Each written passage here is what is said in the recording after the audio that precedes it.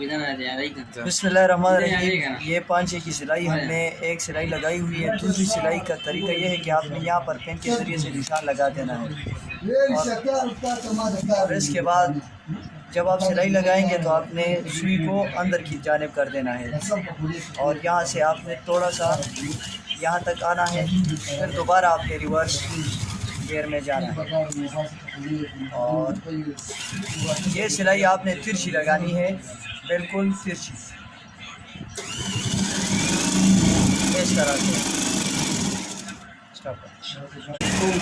इस जगह पर आने के बाद आपने यहाँ से नीचे उतर जाना है और फिर यहाँ आपने 3 टुके यहाँ लगानी है और 3 इस साइड में लगा देनी है।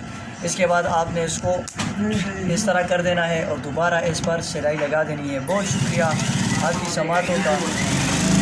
ये दोबारा दूसरी सिलाई आपने इसके ऊपर